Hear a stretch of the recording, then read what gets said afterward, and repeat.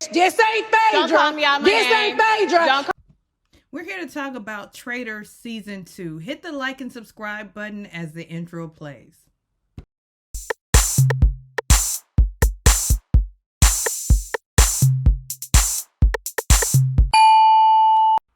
Hey everybody, I know I've been gone, but I'm back again. Did you miss me? And we're ready. We're ready for Traitors Season 2. We're going to discuss it. Now, forgive me up front. Apologies up front. I may forget a lot because I watched all 3 episodes. I might jump around a lot because I watched all 3 episodes in one sitting. I'm not going frame by frame, but I just want to say that one thing is certain with me. I'm glad Phaedra Creonta Parks is in the house.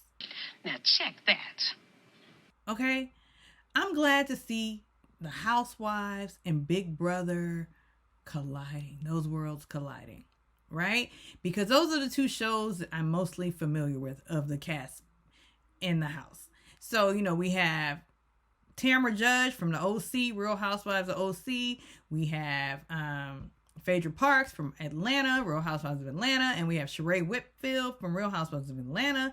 And we have Larsa Pippen from Real Housewives of Miami and her new face and her boo, who's a cross between Urkel and Tyler Perry. Did I do that? Marcus Jordan, who's also her ex-husband, Scottie Pippen's teammate's son, Michael Jordan. It's too much. And guess what? They're boring. They're not it. They're not gonna happen, like we always say, like fetch.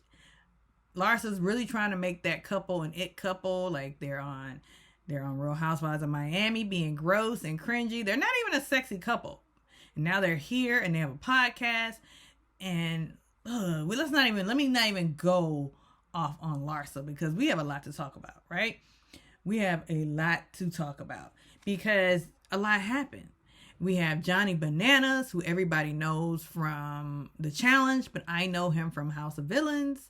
Never watched The Challenge. We have CT from The Challenge, who I know from The Real World. Never watched The Challenge again.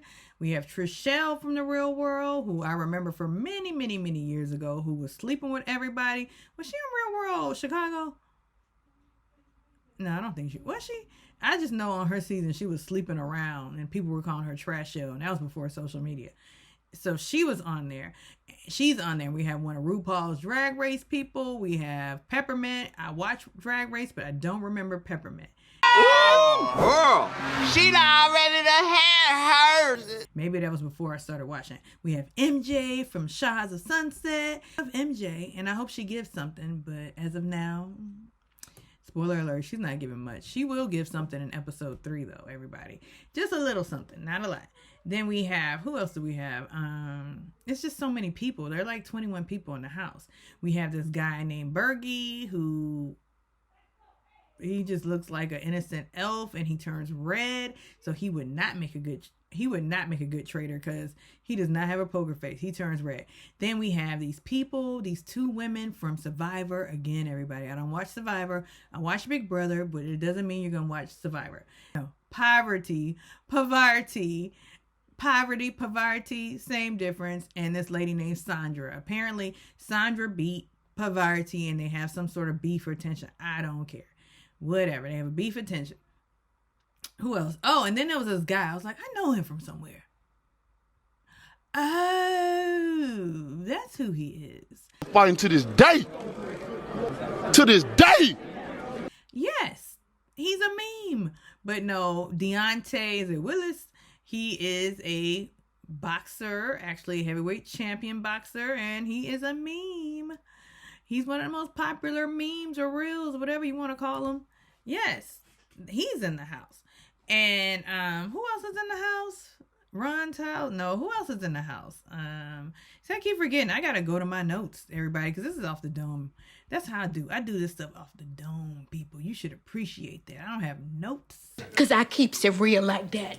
So let's just go on right off the bat. Alan Cummins, the host, who is fancy. He is so fancy. He had that big, but I did not like that bow he had on. That big, it looked so cheap. It looked like he got that bow out of the Asian beauty supply store. That bow he was wearing. But he invited everybody into his castle, and there will be some traitors, and there will be faithfuls. And I will choose who's going to be the traitor and the faithful. He goes around the table. They're all blindfolded. They're all sitting there. And he raises his hand as if he's going to touch somebody. And he just kind of goes around like he's playing Duck, Duck, Goose. Like, I was nervous. Like, am I going to be chosen in Duck, Duck, Goose? That's how it feels. Like, Goose! a game of Duck, Duck, Goose. And he just gently taps somebody. And so, who are the traitors? And to me, I thought it was just kind of expected. I knew off the bat for some reason. Maybe it's my intuition. Because all these people keep talking about their intuition says this. But my intuition said Phaedra was going to be the traitor, as well as Dan Giesling. And who were the traitors? Phaedra and Dan Giesling.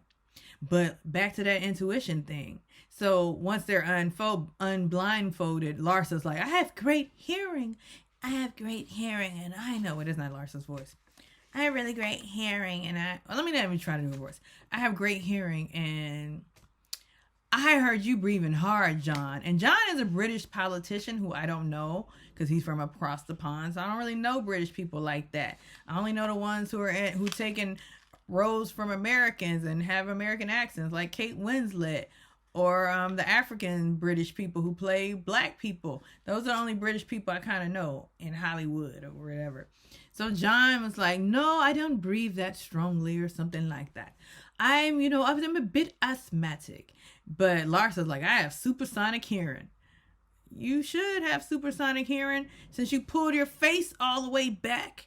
And, you got your nose done, so you probably can't smell. And they say when one of your senses defaulted, is a little bit labored, the other one gets stronger. So Larsa might have supersonic hearing. So there's that. But she was wrong because John is not a traitor. He's not. So then, let's just get on to the challenge. And here's the thing I realized early. These challenges are kind of the same. They're all kind of the same, just different settings, different props. Like, this challenge was basically they had to, well, first of all, they were all tied up. That was the catch. You're going to get tied up, and now you're going to have to untie yourself. Then you have to go into the water on the boat, row your boat out to this barge, bring them back in, and make a formation like a puzzle.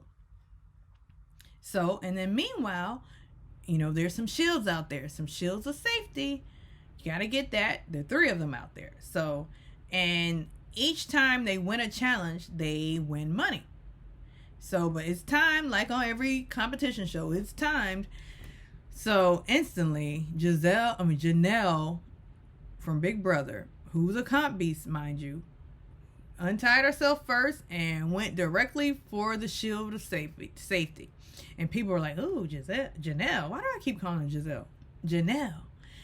Yes, you're putting a target on your back, and she's now looking shady and selfish. Or very shady. But guess what? Only one person can win. So do you, Janelle. Do you. So she instantly got her shield. And then, you see all of them struggling and rowing the boats and all this stuff. And somebody was still tied up towards the end of the challenge. Was it John or was it Bergie? I think it was Bergie, because Bergie's coming off real, baby-like, innocent-like, elf-like. He's just not coming off as a alpha. He's coming off like one of them simps, one of them mid dudes, one of them beta men. Scream. Punk ass bitch. I'm just kidding, everybody. I'm not using the manosphere labels. I'm not one of those women who, male identifies. No, but he is coming out real weak, right? Like, I'm not built for this. So anyhow, they go off into the river or lake or whatever it is. And wherever the Loch Ness monster is, that's where they went. And so they're rowing out there, and then Deontay defies stereotypes. He jumps out the boat and he swims. A black man that can swim, everybody.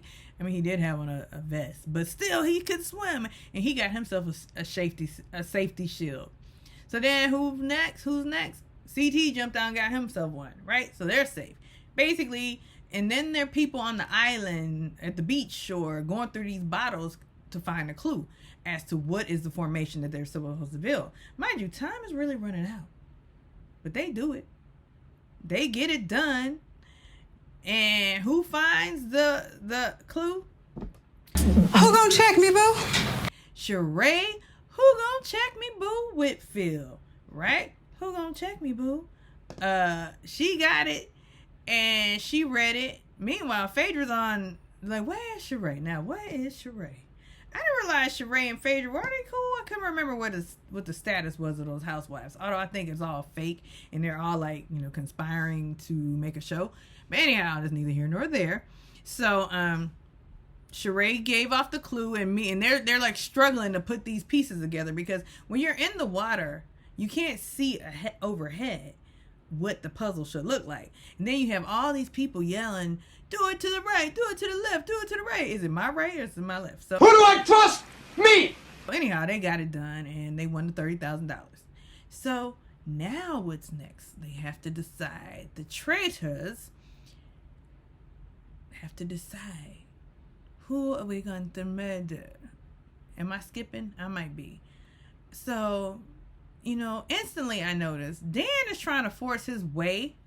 Like, he's pushing all of his ideas, and Phaedra just sitting there going, okay, Because Phaedra is basically from the land of shade. She's not from the land of competition. She's the land of backstabbing and talking trash, going shopping, having drinks, and wearing wigs and lashes. She will try to finish it if you let her now. Guns are blazing. Pow, pow, pow. She's not from the land of competition like Dan, who won Big Brother unanimously and who came in second the next time. So he's like pushing forward who he thinks. First of all, they have to choose another traitor. And who did they choose? Poverty. I didn't think that was the right choice, but hey, that's what they did. They chose her. But I think in the long run, it might be a good choice for Dan's game because she's giving him intel. So Poverty is chosen. But who are we going to murder? So they start deliberating on who they want to murder. So the next, they go to brunch, and they decide who they have murdered. Wait, who did they murder? Oh. So 3 people come through, they knock on the door, bang, bang, bang. Who is that? It's they come in 3s. Then finally they get down to it. Who isn't here? Johnny Bananas. Tear for Johnny Bananas. Now, I don't know how people feel about Johnny Bananas. Are you not entertained? Are you not entertained? I was quite entertained by him on House of Villains. He was the comic relief on House of Villains. And I really think he gave that game away to Tanisha, to be honest. I think he just felt sorry for Tanisha because she kept crying broke and gave her the game. Like, he brought her to the final 2 and he lost. So I'm sad that Johnny Bananas is no longer with us, everybody.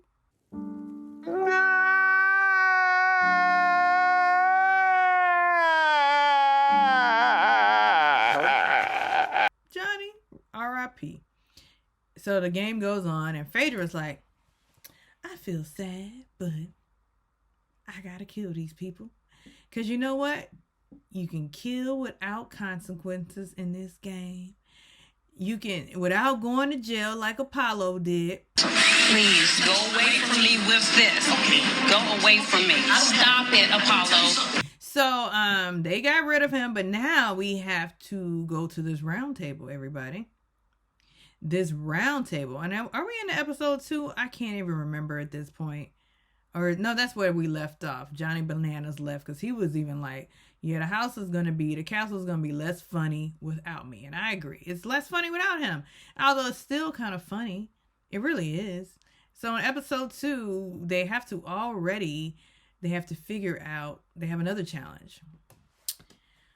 The challenge is like the other one, but just remixed. They have to go find these scarecrows and pick one out of 2 pairs. So they have these questions to answer. Like one being, the pairing was Larsa and Marcus, her boy toy, Urkel / Tyler Perry / Michael Jordan's son, who is not an all-star athlete like his dad, but that's okay. He has his own identity as Larsa Pippen's boy toy. Man, I got mind control over Debo. That's his claim to fame, at least for me. I mean, I'm sorry, I'm not trying to diminish you, Marcus. But so the question was, who's more influential, Marcus or Larsa? Everybody decided that it was Marcus. So they pulled out his scarecrow and took off, and then they had to open a lock with a key for Marcus, and it unlocked. It was Marcus. Then came who's most influential. Oh, mind you, they're in teams and they're all wearing flannel plaid shirts. Like they're from, they're either Crips or Bloods. I don't know if those are real gang signs. And then they had a yellow one. All right. It's a yellow gang, right? I don't know. But so they all were dressed in plaid and flannels. So they were all unlocking. But then here's the thing. There was a question of who's more popular, Peppermint of Drag Race or, who was the other one? Oh, Deontay. And everybody's like, it's Deontay. Deontay. And Peppermint's like, it's me. I know it's me. I know it's me. And everybody chose Deontay. They picked up Deontay's scarecrow, ran to the lock, and guess what? It was Peppermint. So then they all unlocked, and then they all took off running. And you could see who was like really in shape and out of shape. Like I was surprised that like Phaedra was leading the pack at one point. And then John, who's asthmatic, was running. And, Tamara's like, I'm going to call his bluff. I don't think he's asthmatic. Hey, John, do you have an inhaler? No. And he keeps running. So they all run. And then they come to this huge field of creepy, like at least 50 or 100, I don't know, scarecrows. And You got it, Clyde! And they dig through them for either a shield or a gold block of money that adds up. So needless to say, Dan's strategy was, I'm going to go for the shield so they won't think I'm a traitor, which is a smart strategy. Like if I need this safety, I'm going to act like I need safety so nobody can get me. So Dan got the shield and they only got, $19,500. Or was it? No. Was it 14? No, they got 16,000 this time. So anyhow, they go back in and they have to do a round table. I'm skipping around. And so there was this incident with Trishelle and Peppermint. There wasn't even an incident, but Trishelle made it an incident. And I guess it worked for Trishelle. Trishelle said to Peppermint, if I'm voted out, then I know it's you. Gotcha, bitch. And Peppermint's whole thing is, if you voted out, then you voted out. Am I saying that wrong? But anyhow, they go to a round table because Alan Cummins tells them that we now have to banish somebody. Whoever gets the most votes. Am I doing the right accent? No, I'm doing a weird accent. Anyhow, this is to represent Alan, who says traitors. Traitors or faithfuls. Whether traitor or faithful, whoever gets the most vote that you think votes who you think is a traitor will leave. And they will have to say. So everybody, because Trishelle brought it up, that you said that you were shocked. You had this look on your face like, oh my God. Like, and I knew you were a traitor. And then in a conversation that they had in the house, Peppermint accidentally said, I'm a traitor. Faithful. Guess I just had that one coming.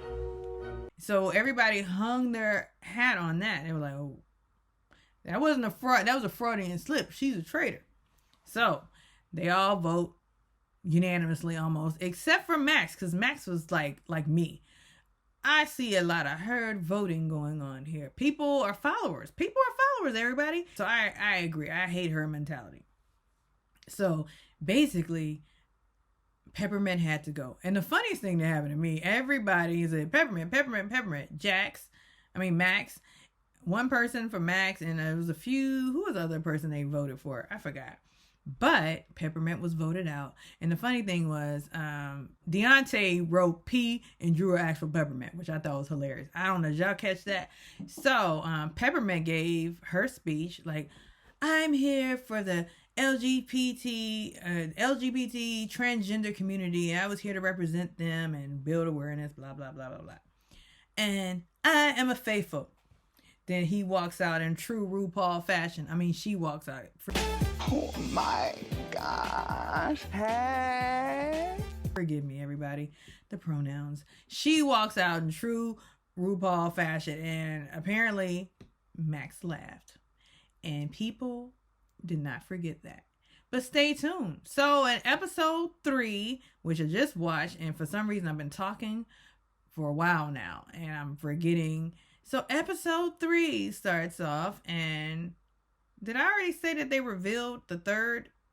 Oh, the third. Oh, at the end of this episode, the third traitor was revealed and accepted the challenge. It was who?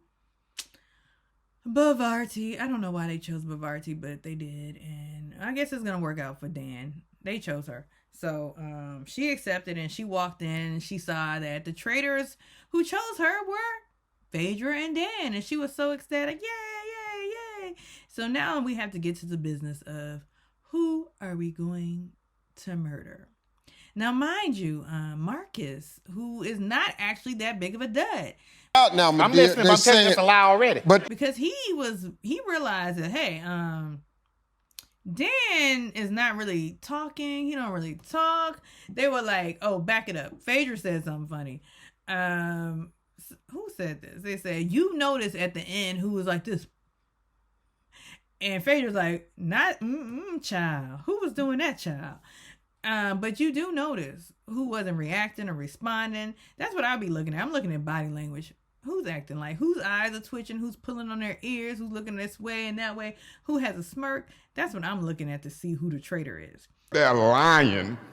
Just lying. So, Marcus, though, was suspecting that. I think, Dan, you need to step up. He didn't need to tell Dan that, and he did. So now he's on Dan's radar. So they go to brunch, and Larsa, I think Larsa already knew. But Larsa's like, oh, I hope, when she was at brunch, I hope that it's not Marcus. I really do. I hope it's not Marcus. And after everybody came in, sure enough, it was Marcus who was murdered. He got his letter. Oh, I was murdered. Well, Marcus, you put a target on your back by 1, being influential. That's not your fault. And 2, calling out Dan, because Dan is a traitor. So you were right. So you have to go. Oh, you got to go by noon today. We got the dog. Y'all just set it up. Y'all set it straight to the office. Yeah, we heard the dog. So then they go on to this third challenge. The third challenge, it still befuddles me to a certain extent. It was in a graveyard. Again, it's the same challenge. They're always digging for something, and they're taking it back to a bucket or what do they call those things? My sister has one because she's a farmer. I don't know. She took it back to a wagon, whatever. One of those wagons that carries dirt. So they were gathering money, the little gold coins, and they were looking for the shields. But meanwhile, on this challenge, the light was following them. And, who was voted out first? Who got caught by the light? Was it? Oh, John. John, poor little John, the asthmatic, who's really not asthmatic.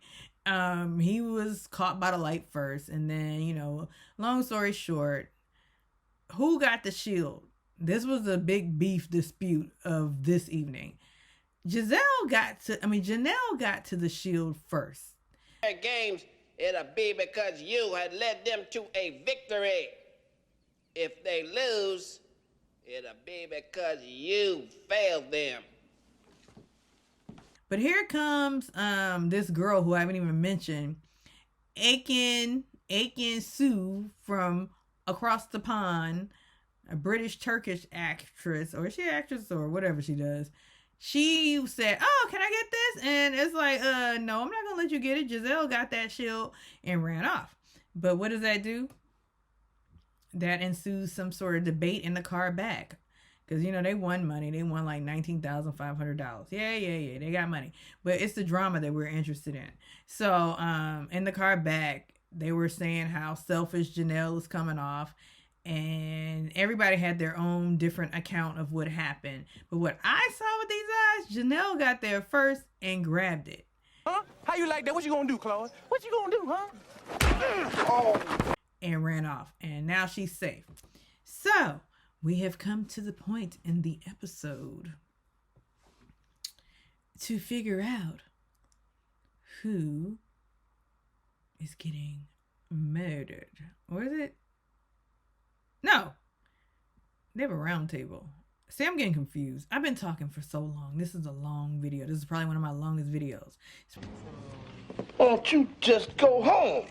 Needless to say, they get to this round table because they have, they have one more. Alan is like, you have one more thing to do tonight. It's a round table. So I'm acting like he's Dracula, and he's not Dracula.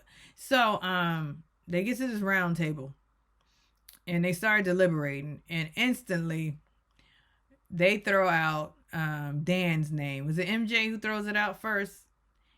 Or was it? No, it was Larsa, because Larsa wants revenge for, since Larsa and Marcus supposedly have sex 5 times a day, Larsa wants revenge because she needs her man with her at all times. Because on Real Housewives of Miami, for those who don't know, Larsa threw a party for Marcus because he was gone for 5 days. And everyone's like, are you crazy? He's only been gone for 5 days. Why throw a party? What's happening, Chief? Go ahead and get married. I got a wedding to plan. But as people may not know, on Real Housewives, each housewife is responsible for throwing a few events a season. So that was Larsa's event. Anyhow, back to Traitors. Larsa wants revenge. So she instantly thinks, now her instincts are right in this case. Dan, you don't talk to anybody. Dan, you don't talk to us. You don't do anything. You just kind of sit there. And Dan, okay, so first of all, Parvati tipped Dan off that, they're throwing your name out, Dan. So you better come with it to this discussion. You better have something to say. But to me, I feel like Dan didn't really defend himself that well. That's just me. That's just who I am. I don't really talk a lot. You don't want to get mixed up with a guy like me. I'm a loner, Dottie. A rebel. Why are you on TV then, Dan? That's what I would have said. Then why are you here? This is about social media influencers and reality stars who all want to be on TV. We're all narcissists. We're all out there. You got to talk to us, get to know us, Dan. Why aren't you talking? That's what I would have said. So then, MJ chimes in. Yeah, I believe it's Dan. I believe it's Dan. But then the brain on Deontay, because he was watching Max in the kitchen, because Max was just laughing. Max, you laughed when Peppermint was voted out. You laughed. So I think you are the traitor. Hey, look, sit down, all right? It ain't cool being no jive turkey so close to Thanksgiving. I mean, he started, saying all these things. You the traitor. All right. Max is a traitor. Fighting to this day. To this day. And he convinced everybody. So everybody's like going around the table. And here's the same thing. The guy from Bling Empire, who I've not mentioned because he hasn't really had a lot to say, he and this other guy, was it Peter? No, it had this lame brain idea that we're going to act like we're going to go up against each other. So we're going to act so people won't even suspect us. How about nobody's even thinking about y'all now? We forgot y'all on the show. Isn't that something? We forgot y'all on the show. So they have this lame brain idea to put a target on one of their backs. So now all of a sudden, he's like, who do you vote for? I vote for Bling Empire. I can't think of his name. Is it Aaron? I forgot. I vote for him. And then they go around the table, and who's voted out? Max. And Max was like, not giving no long speeches. I am a faithful. And they were all like, what?